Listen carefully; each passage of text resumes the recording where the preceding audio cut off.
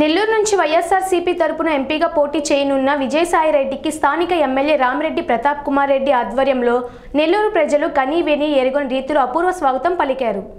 జై జగన్ జై హో విజయసాయి అంటూ వైసీపీ శ్రేణులు జయ జయ ధ్వనులతో నెల్లూరు నగరం మారుమ్రోగింది. నెల్లూరు పార్లమెంట్ వైఎస్ఆర్సీపీ సమన్వయకర్తగా ఇటీవల నియమితులైన విజయసాయిరెడ్డి నెల్లూరుకు తొలిసారిగా వచ్చారు. ఈ సందర్భంగా స్థానిక ఎమ్మెల్యే రామిరెడ్డి ప్రతాప్ కుమార్ రెడ్డి ఆధ్వర్యంలో నెల్లూరు ప్రజలు కనీవిని ఎరుగని రీతిలో అపూర్వ స్వాగతం పలికారు. భారీ గజమాలలు, మేళతాళాలు, తీన్మార్ దప్పెట్లు, భారీ ఊరేగింపులు, వందల సంఖ్యలో వాహన ర్యాలీలతో విజయసాయికి ఘన స్వాగతం పలికారు. రానున్న సార్వత్రిక ఎన్నికల్లో విజయసాయిని లక్షల మెజారిటీతో గెలిపించుకు తీరుతామని ఎమ్మెల్యే ఆశాభావం వ్యక్తం చేశారు. ప్రజలకు మంచి చేయాలన్న ఆశయం ఉన్న లీడర్ విజయసాయిరెడ్డి అని, అలాంటి వ్యక్తి నాయకత్వంలో పనిచేయనుండటం తనకెంతో గర్వంగా ఉందని రామిరెడ్డి ఉద్ఘానంగా మాట్లాడారు. నెల్లూరులో విజయసాయిరెడ్డి ఉంటే సాక్షాత్తు సీఎం జగన్ ఉన్నట్లే అన్నారు. రానున్న ఎన్నికలలో విజయసాయిరెడ్డి విజయం కోసం ప్రతి ఒక్కరూ సైనికుల్లా పనిచేయాలని ఆయన కోరారు.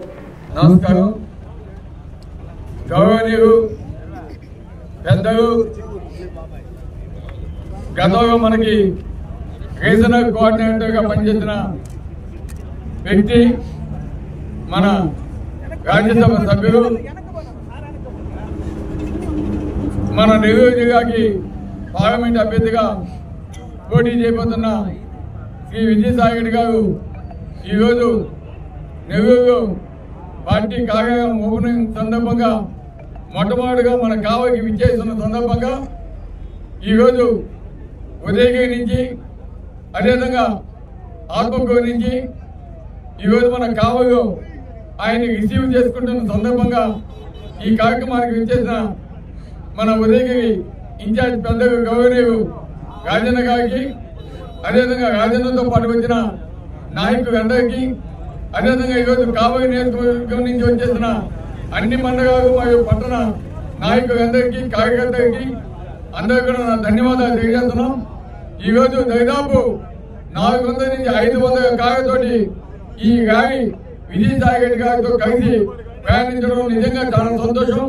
ఈ కార్యక్రమానికి ఇంత ఉదయాన్నే కూడా మీరందరూ ఎంతో ఉత్సాహంగా ఈ కార్యక్రమంలో పాల్గొన్నందుకు ప్రతి ఒక్కరికి కూడా ధన్యవాదాలు తెలియజేస్తున్నాను. ఇదే జోషు వైఎస్ఆర్సీపీ ఎప్పుడు కూడా ముందుండాలని కూడా నేను కోరుతున్నాను. ఎందుకంటే ఈరోజు విజయసాయిరెడ్డి గారు నెల్లూరు పార్లమెంట్ అభ్యర్థిగా పోటీ చేస్తున్నాడంటేనే ఈరోజు తెలుగుదేశం గుండెలు రైలు పరిగెత్తున్నాయి. ఎందుకంటే గతంలో మనం విపిఆర్ గారికి ఇక్కడ మన పార్లమెంట్ అభ్యర్థిగా పోటీ చేయమని చెబితే ఆయన ఈరోజు మన పార్టీని మన క్యాడర్ని అందరూ కూడా మోసం చేసి ఈరోజు తెలుగుదేశం పోయిన పరిస్థితి మనం చూసాం. అందుకే ఈరోజు అందరూ కూడా సన్నద్ధమవ్వండి, తగిన బుద్ధి చెప్పాల్సిన అవసరం ఉంది. తెలుగుదేశానికి గతంలో ఏ విధంగా బుద్ధి చెప్పారో దానికంటే రెట్టింపుగా చెప్పాలి.